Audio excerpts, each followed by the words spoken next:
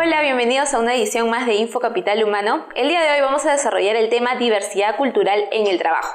Y para hablar más sobre este tema tenemos a Iris Reina, quien es directora ejecutiva de 13 Consultores en Cultura Corporativa, y a la doctora Karen Celestino, quien es abogada asociada de Robles y Baceta Consultores.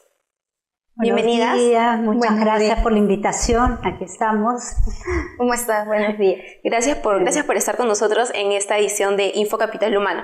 Bueno, y para arrancar el tema, Iris, ¿tú consideras que el factor migratorio influye en el mercado laboral? Sí, definitivamente influye, y sobre todo cuando la migración viene por cantidades grandes como es ahora, ¿no? Hay casi, por ejemplo, en el tema de Venezuela, casi 100.000 venezolanos en el Perú, entonces sí impacta, ¿no? Cuando es pequeña realmente no impacta tanto. ¿Y cuáles son los beneficios de la diversidad cultural en el trabajo? Los beneficios, sobre todo ahora en la nueva era de la innovación, de la mejora, de la, digamos, todos los nuevos retos que presenta el mundo y los cambios acelerados son muchísimos, porque al tener mentalidades diferentes trabajando juntos te permite llegar a, digamos, crear, innovar muchísimo más que si solamente hay 3 personas que piensan de la misma manera. Entonces, por ejemplo, en empresas como Google, como LinkedIn, como Apple, a lo que más apuestan es a la diversidad cultural. No solamente diferentes profesiones, sino también diferentes edades y diferentes países y culturas de origen, porque finalmente el producto que va a salir de ahí no es solamente para un americano, no, es para todo el mundo.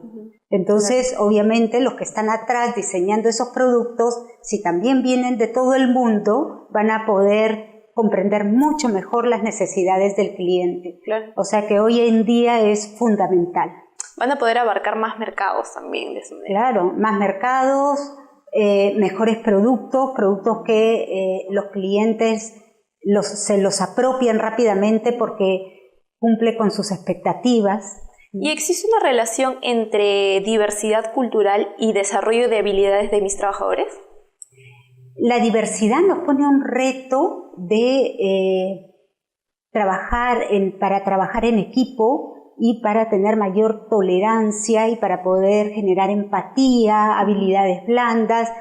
Entonces, si nosotros queremos aprovechar esa diversidad, lo que tenemos que hacer es formar y desarrollar a nuestra gente. Porque si no, ¿qué sucede? La diversidad lo que te va a generar es un conflicto y te va a paralizar y no vas a tener los logros que quisieras. ¿Bien? Entonces, es como, no sé, con tu pareja, con tus amigos, si cada uno piensa diferente y cada uno se pone desde su lado y no está dispuesto a transar y encontrar un espacio común donde desarrollarse, termina en conflicto y no se hace nada. Pero si juntos van poniendo las mejores ideas, al final el resultado, el logro, la venta, como quieran llamarlo, se va a potenciar, va a ser mucho mejor que si solamente es la idea de una persona. Existe como un choque cultural, ¿no? Que las personas a veces no suelen aceptar a otras que son diferentes. Como me comentabas antes de iniciar la entrevista, también ocurre bastante con personas del mismo país, ¿no? Que vienen de diferentes lugares donde la cultura es diferente a la que tenemos aquí en Lima. Sí, a mí me gusta recordar y tomar conciencia de que el ser humano, el Homo sapiens sapiens, sobrevivió a la antigüedad y se desarrolló y somos nosotros, o sea, nosotros somos Homo sapiens sapiens. ¿Y por qué pudo sobrevivir? Porque ante cualquier diferencia se ponía en alerta, en defensa. Porque si tú vivías en una caverna y escuchabas un nuevo ruido, no ibas a decir, ¡ay, qué lindo, un nuevo ruido! No, inmediatamente te ponías a la defensiva. ¿Qué es ese nuevo ruido? Cualquier cosa que se saliera de lo que tú estás acostumbrado era una amenaza. Y lamentablemente eso lo llevamos nosotros. ¿Por qué crees que ante algo nuevo nosotros primero decimos qué pasa? Nuestra defensividad sale primero, ¿no? ¿Por qué? Porque está muy dentro de nosotros. Y nos preparamos para la época de las cavernas. Sin embargo, ya no estamos en la época de las cavernas, pero no ha habido suficientes millones de años para que evolucione nuestro cerebro tanto.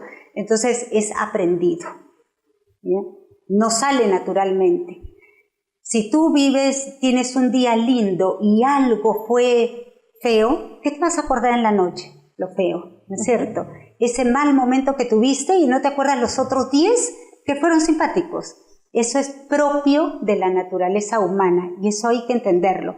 Entonces, para poder tú estar en modo más positivo, más tolerante, más inclusivo, tienes que hacer un esfuerzo, tienes que educarte.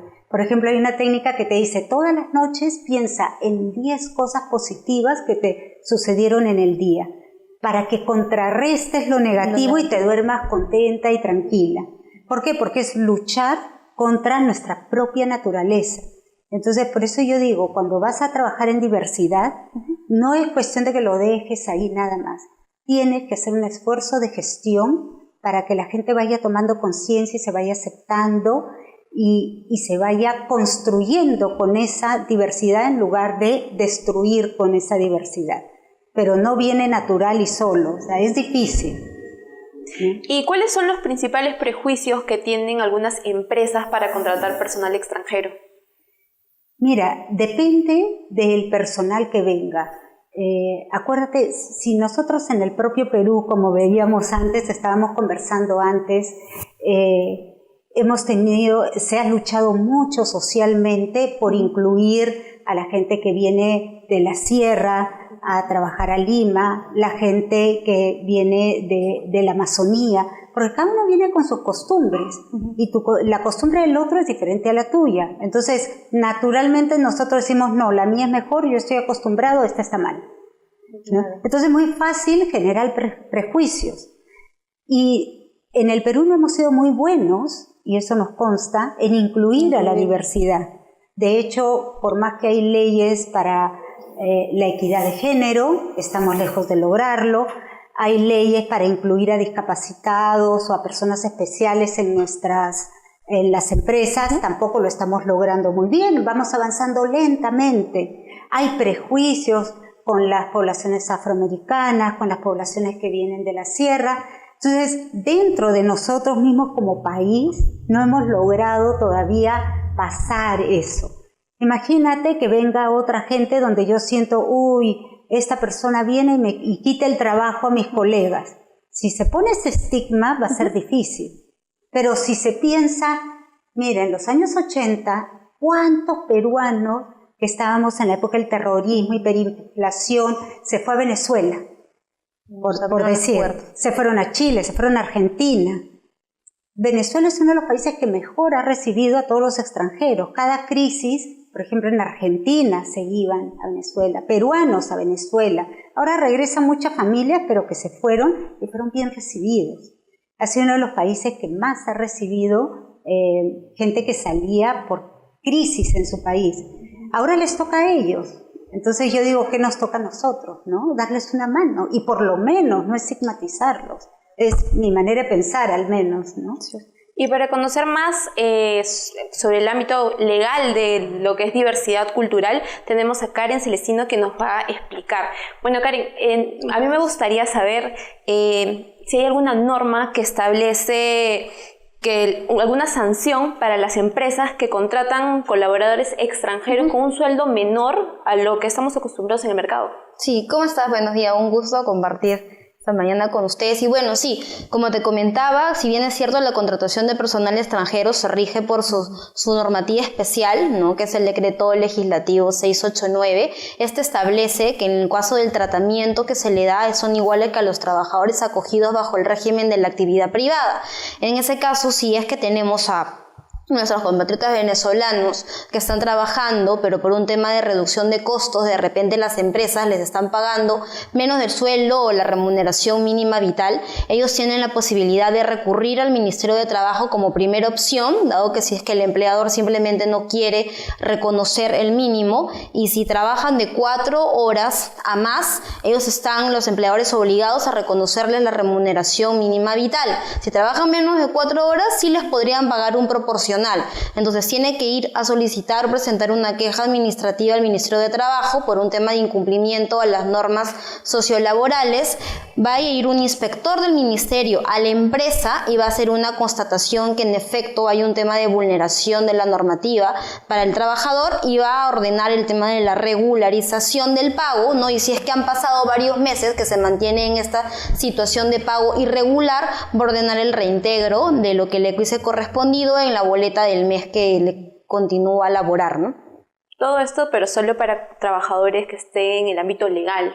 Claro, porque obviamente sabemos que hay una gran masa de empresas que son irregulares, que ni siquiera están formalizadas, que no han siquiera sacado un RUC y son de difícil identificación, ¿no? Pero es mucho más fácil lograr el tema de regularizar este escenario con empresas obviamente formales, ¿no? Que han cumplido incluso con la contratación permitida por ley para el personal extranjero y que el ministerio pone a la mano esas herramientas bajo sanciones de multas administrativas que hoy por hoy ya van aumentando conforme va cambiando también el valor de la UIT anual, y esa es la manera de presionarlos para que ellos también se puedan ponerse al día, ¿no? Porque si bien es cierto, uno puede ir a solicitar la inspección por determinado acto, si es que el inspector cree bien que existe de repente el incumplimiento no solamente en el pago, sino el incumplimiento en la forma que he contratado a este personal extranjero, no he cumplido de repente el procedimiento, lo he hecho trabajar sin tener el permiso de migraciones, ¿no? O no tengo ni siquiera el permiso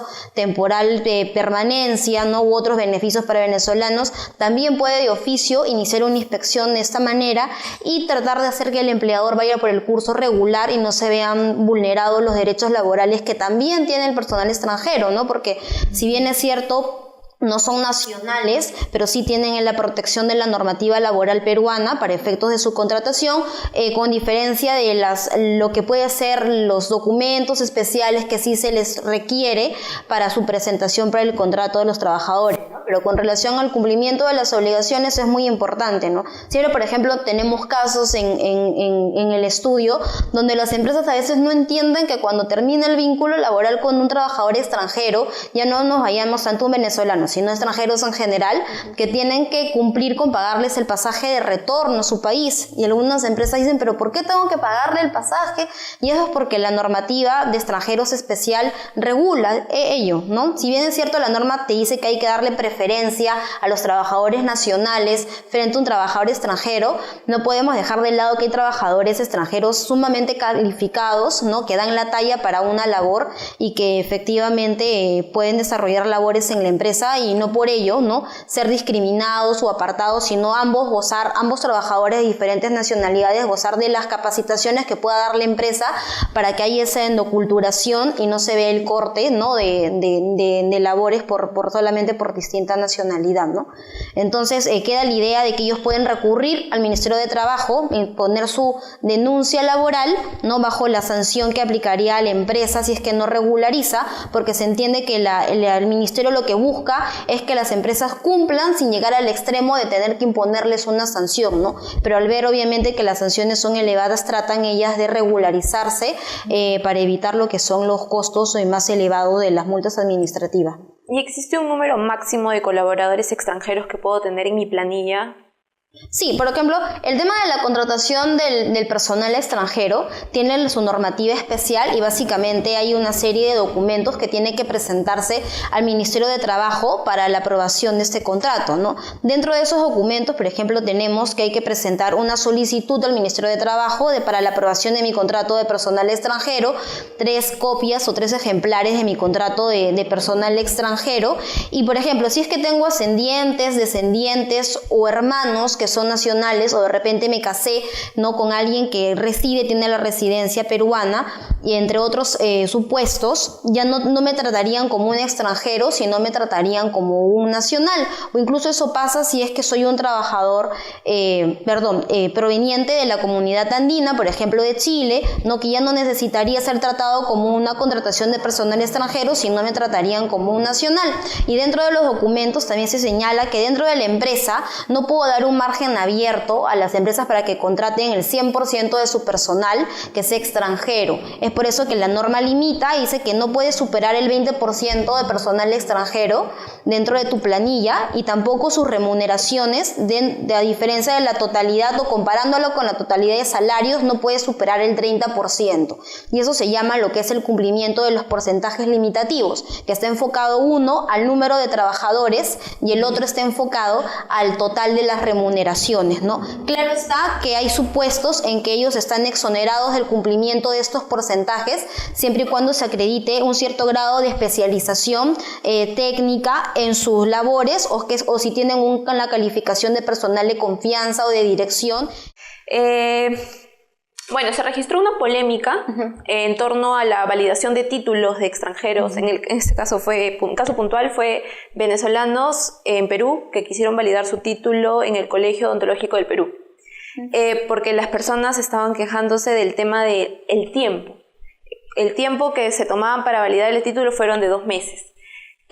¿Cómo puede hacer un extranjero para validar su título aquí en Perú? ¿Y cómo puede hacer un peruano para validar su título en el extranjero desde tu punto legal? Sí, bueno, a raíz justamente de los migrantes venezolanos han habido ciertos cambios en todos los sectores, ¿no?, del país, no solamente en el ámbito laboral, sino también en el ámbito de educación. En este caso se está centralizado en SUNEDU, quien ha obviamente emitido normativa a favor de la facilidad de la validación de los estudios, certificados y títulos de personal extranjero, ¿no? Entonces, obviamente que sonó mucho la noticia, porque los peruanos obviamente señalaban que si me voy a otros países me piden muchos más requisitos, no todas las carreras las puedo validar, muchos países me piden la convalidación de mi malla curricular o me piden las notas, ¿no? Y ahora veo que aquí en Perú, sin embargo, lo que se les está pidiendo solamente es presentar la copia del título, ya ni siquiera tienen que hacer gastos en trámite de apostillarlo,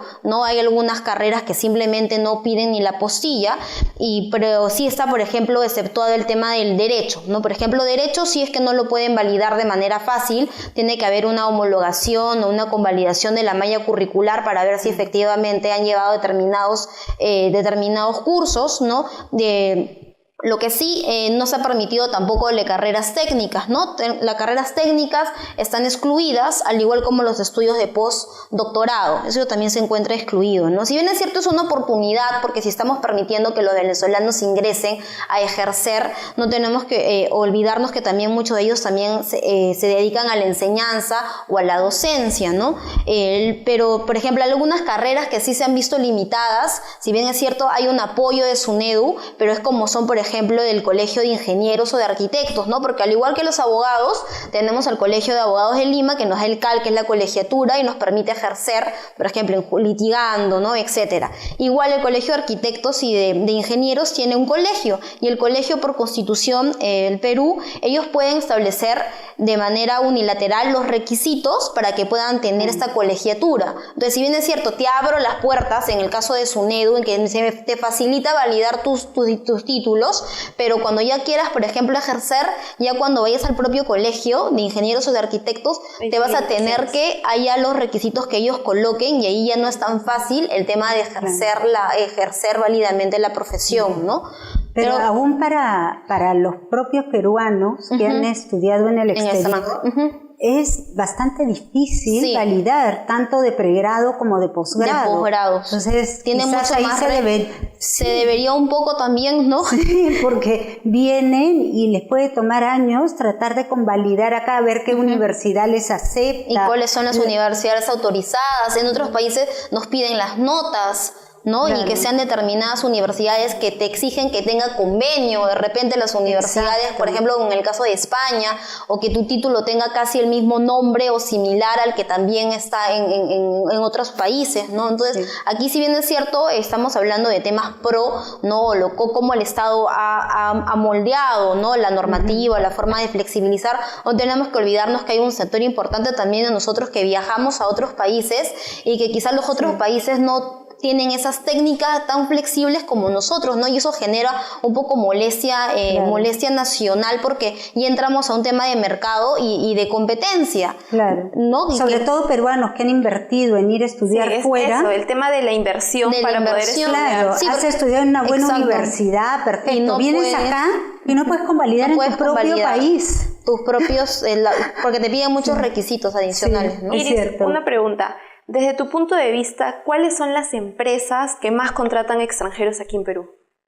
Uy, ese es difícil, porque hay las empresas que contratan porque son transnacionales, por ejemplo, entonces la gente que viene está en los rangos gerenciales, pero el resto del personal prácticamente todo es peruano, pero hay algunas empresas que más bien no consiguen la gente que quieren en el Perú, claro. Y pueden ser mano de obra no muy calificada y traen gente de fuera, ¿no? Algunas cosas que he visto, por ejemplo, en la época del boom minero, que no habían soldadores suficientemente calificados y tenían que contratar de Chile los soldadores. Por supuesto, los peruanos se quejaban, decían acá hay un montón de soldadores, pero no tenían las calificaciones y las habilidades que tenían los chilenos, los soldadores chilenos. Entonces traían gente de Chile. Luego se ve, por ejemplo, anfitrionas, gente que sale tanto en la televisión como en los eventos y todo. Es más difícil conseguir acá el perfil, entre comillas, ¿no? Que buscan. Entonces vienen muchas argentinas, chilenas, que sobre todo Argentina ahorita no está tan bien económicamente, entonces las chicas argentinas que vienen acá tienen menos competencia y les pagan más. Entonces va a depender de la escasez de profesionales que tengamos, ¿no? Lo mismo pasa al revés. Después de la hiperinflación, nosotros tuvimos gente de banca experta en trabajar la hiperinflación. Mucha de esa gente ha sido contratada en el exterior, por ejemplo, muchísima. ¿Por qué? Porque otros países no tenían ese desarrollo, esa expertise, ¿no? Entonces sí, se va moviendo. No te podría decir ahorita quiénes están tomando más gente, pero tengo entendido que mucho de la gente que está viniendo de Venezuela está entrando en ventas, en los negocios de retail, en los centros comerciales, etcétera. He visto también que hay bastante cantidad de personal venezolano que se está enfocando más en la atención al cliente, que ese es como yo siento también que es más por el tema cultural de ellos, que los contratan también por la forma como ellos suelen atender a las demás personas, con bastante calidad, con bastante amabilidad. Entonces eso también influye. En el caso de que yo tenga mi empresa y yo quiera contratar personal extranjero, ¿cómo puedo hacer?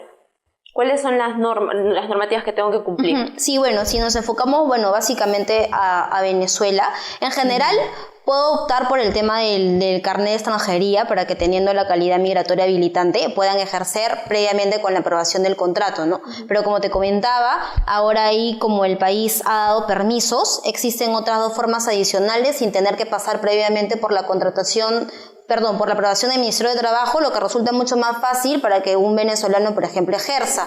Ese es el caso del PTP, que es el permiso temporal de permanencia, ¿no? Que obviamente solamente es para venezolanos, ¿no? Como por ejemplo en Colombia se conoce como el PEP, ¿no? Permiso especial de permanencia, aquí es el PTP, ¿no? Entonces básicamente lo que te permite es que el venezolano pueda tramitarlo sin necesidad de tener su contrato aprobado por el Ministerio de Trabajo. No, simplemente se le solicita el tema de la ficha de canje del Interpol, ¿no? Un pago de 41.90 soles, el tema de una declaración jurada de no tener antecedentes penales, ¿no? Ni nacionales ni internacionales, ¿no? La copia de su pasaporte, ¿no? Y simplemente le dan la autorización para trabajar, ¿no? Y ya solamente se le comunica al ministerio de que ya cuenta con este PTP. Y esto tiene una duración de 1 año, ¿no? tiene una duración de 1 año que se le permite ejercer libremente, residir en el Perú, y ahora actualmente esto se ha ampliado, ¿no? Porque esto estaba solamente previsto para venezolanos que ingresaran al Perú hasta el 31 de julio o que hubieran ingresado del año pasado. Ahora se ha ampliado hasta el 31 de diciembre, a los que han ingresado hasta el 31 de diciembre del 2018, que presenten su solicitud hasta junio del 2019. Entonces hay un tiempo en el que ellos pueden venir y acogerse y trabajar, ¿no? Pero también están acogiéndose mucho al tema de la ley del refugiado, ¿no? Que como te comentaba, ellos tenían el temor de que el Estado peruano no amplíe o no prorrogue el tema del PTP, del permiso temporal, y se fueron por el tema del refugiado, que también es sencillo, porque no necesitas tener el contrato de trabajo como sí para tramitar el carnet de extranjería, sino que simplemente van a la Secretaría Ejecutiva de Refugiados y presentan su solicitud, hacen su pago, él tiene que acreditar que están en el Perú, han ingresado por frontera, ¿no? Y simplemente se le da su permiso temporal, y mientras se resuelva si es que califica o no como refugiado, ellos igual pueden trabajar. Entonces no necesitan una aprobación, lo pueden ir prorrogando y prorrogando y prorrogando hasta que salga el documento y ya puedan ellos más adelante tramitar su carnet de extranjería e ingresar. Pero como te digo, en términos especiales tenemos ahorita actualmente el de PTP y el de refugiado, que está siendo usado por los venezolanos, pero específicamente para Venezuela está creado lo que es el PTP, pero para extranjeros en general tramitan o ingresan por el carnet de extranjería, que requiere la aprobación del contrato y después la aprobación en la cita de migraciones para tramitar el carnet de extranjería, o por el tema del refugiado bajo las causales especiales que establece la normativa, ¿no? Definitivamente este tema de diversidad cultural es amplio, ¿no? Nos permite, bueno, ahora lo estamos viendo bastante por el tema de la ola migratoria de Venezuela, que está llegando, por la situación que están viviendo, pero definitivamente también aplica para cualquier extranjero que venga al Perú. Sí, y es interesante porque en las últimas décadas nosotros hemos estado más en la fase de que la gente se iba, porque hemos pasado crisis tras crisis. Y ahora que el Perú está mejor, obviamente, estamos afrontando otro tipo de problemática. ¿Qué hago con tanta gente que está viniendo para acá? Porque no solamente vienen de Venezuela, están viniendo de Siria, no sé exactamente cuánto. Entonces, estamos empezando a afrontar lo que afrontan los países que les va bien, países desarrollados, industrializados. Entonces, me parece muy interesante que estemos pasando a tener problemas de país desarrollado, y ojalá el Estado tome las medidas, trabaje en la educación, trabaje en lograr equidades, de manera que podamos recibir a gente, pero en buen término, y que no se vaya a generar confrontación por temas de competencia o sueldos. Sin descuidar también a la misma fuerza laboral que tienen en su propio país, ¿no? En el caso de nosotros, la fuerza laboral. Bueno, quería agradecerles, Iris, gracias Karen por estar el día de hoy con nosotros, para que se puedan despedir. Ok, muchas gracias a ustedes por estar acá, y les invito siempre. Info Capital Humano tiene excelentes entrevistas, excelentes artículos de lo último, entonces a unirse. Pero todo lo que es el ámbito de recursos humanos. Sí. Bueno, igual le agradecer, espero que nos haya servido lo que hemos conversado, ¿no? Para conocer un poco más del aspecto legal, del aspecto cultural, ¿no? De lo que trae no solamente la visita de otros países, ¿no? De trabajadores de otros países, ¿no? Y agradecer a Info Capital por tener siempre actualizados a todos los que nos siguen, ¿no? Esperamos tenerlas en una próxima oportunidad. Gracias por su participación y nos vemos en la próxima edición del canal de Info Capital Humano.